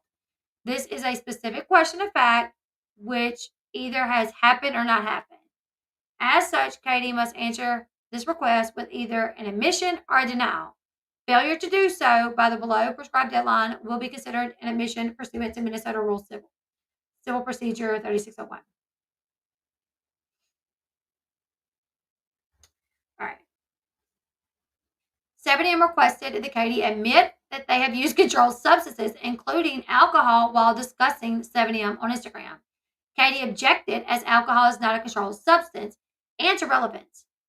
While alcohol may not be a controlled substance in a criminal sense, in the sense that it is a mind and behavior altering substance which is regulated by colloquial use of the term, shall include any mind altering or potentially mind altering substance, including alcohol. The question is relevant as Katie claims to be a journalist. And use of any mind altering substance is relevant to Katie's claims of being a reporter.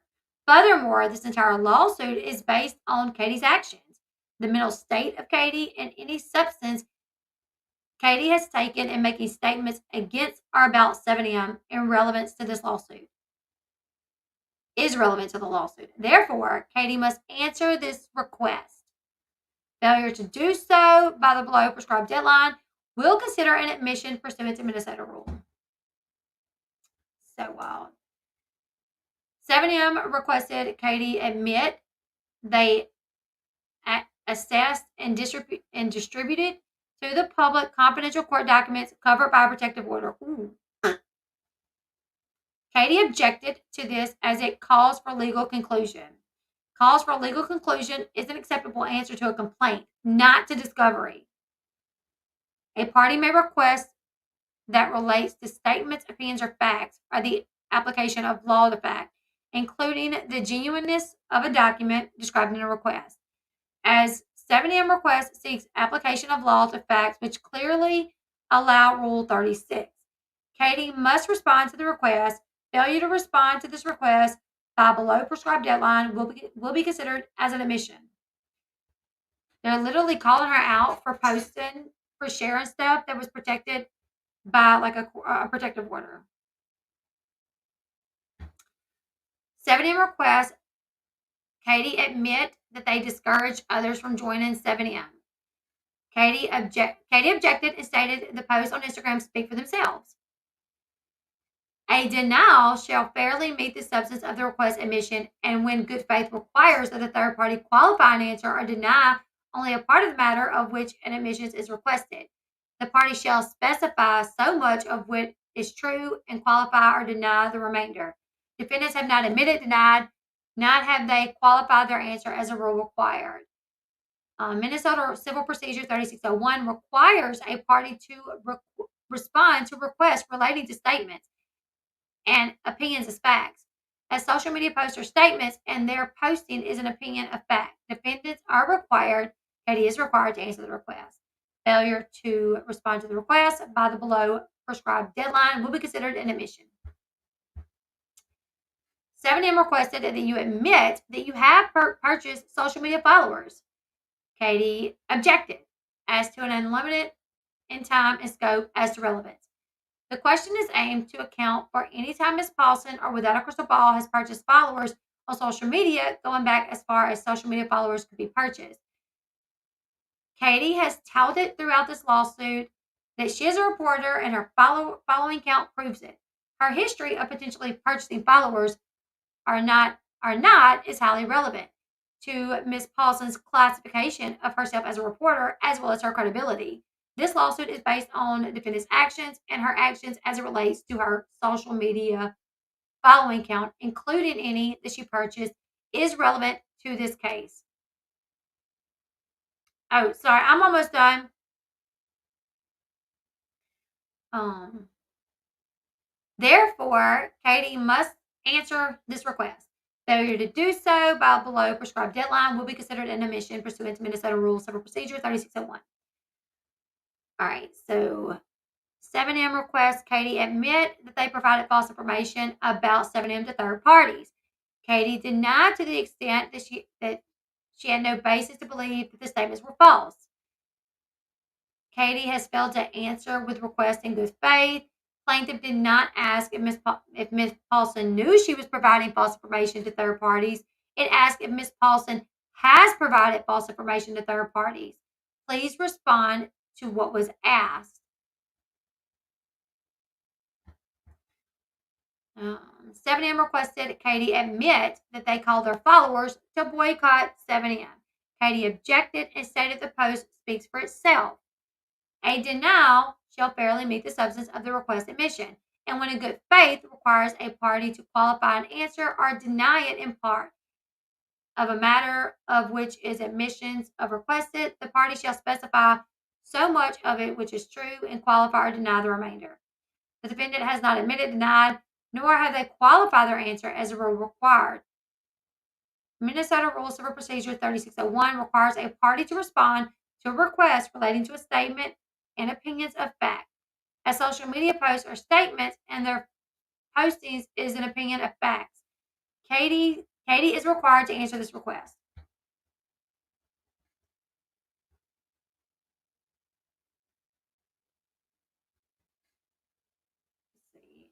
7M requested Katie admit her statement about plaintiffs and fastings were her own thoughts after viewing a paid sponsorship with Do Fasting app.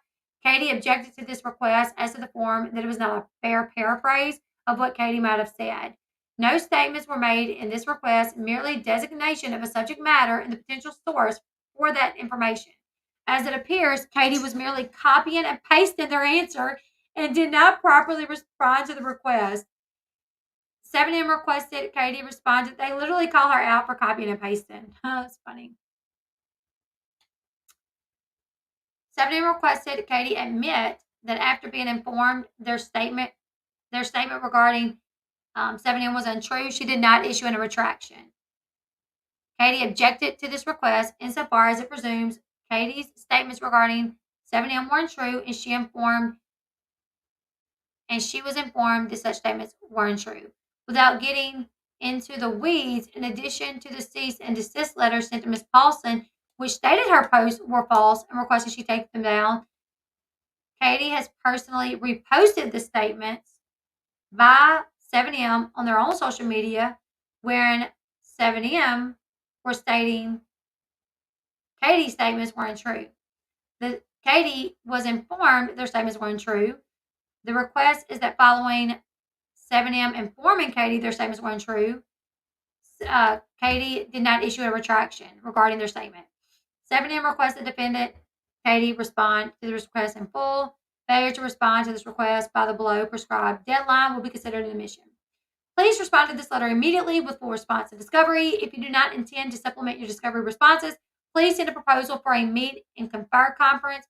Failure to respond in full to these requests will result in 7M filing a motion to compel pursuant to Minnesota Statute 3701 and motions for sanctions and attorney fees for defendants' willful failure to respond to discoverable and relevant questions, as well as reporting defendants for perjury under, literally, they're like, you need to respond, because if you don't, we're going to file a motion to compel, which is basically them saying, Judge, can you force her to tell the truth, please? Can you force her to answer this, please? Also file a motion for sanctions. They're going to file a motion saying she needs to pay attorney fees, anything that the attorneys have had to do because she didn't answer the interrogatories correctly, any additional filings, she needs to pay for the attorneys to do that, as well as they are going to report Katie to the judge for committing perjury. Isn't that wild? Now,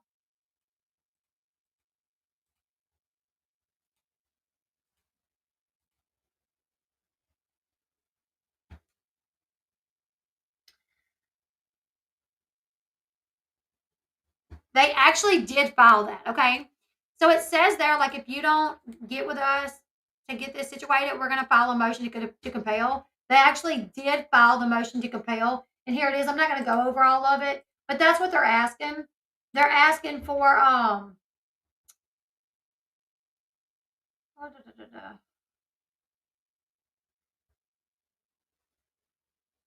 like, for the judge to force her to answer the interrogatories.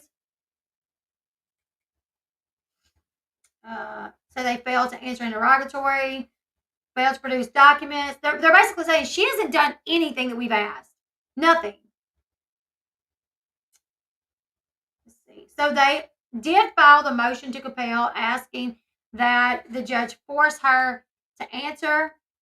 They are, yeah, this is the last motion, and it is them saying, Judge, please make her answer the interrogatories correctly.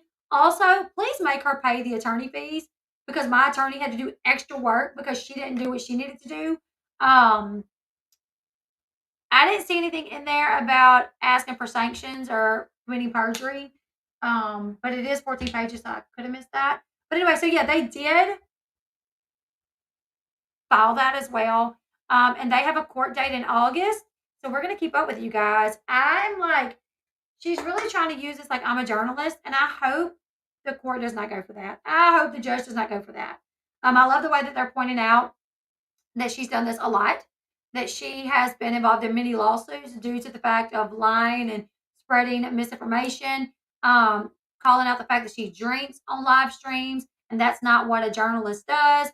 And I'm kind of tickled that they're like, "Are you buying followers?" And while a lot of people didn't understand why, they explained it. Also, the fact that they called her out for copying and pasting. It's really wild. This whole thing is wild. It looks like she got 7M got them a lawyer that's doing the dang thing, and they're serious. Did KJ write these answers with or without her lawyer? I could see her thinking that she didn't need a lawyer. I feel like she probably did it without her lawyer. I ain't even gonna lie. Well, 7M's lawyer said, like, you can't answer it this way. You're not allowed to.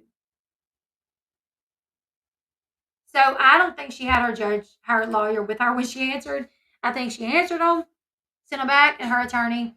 I think she's having her attorney do as least amount as possible so she don't have to pay a big bill. You know what I'm saying?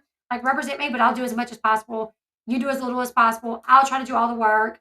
So that's what I think is happening.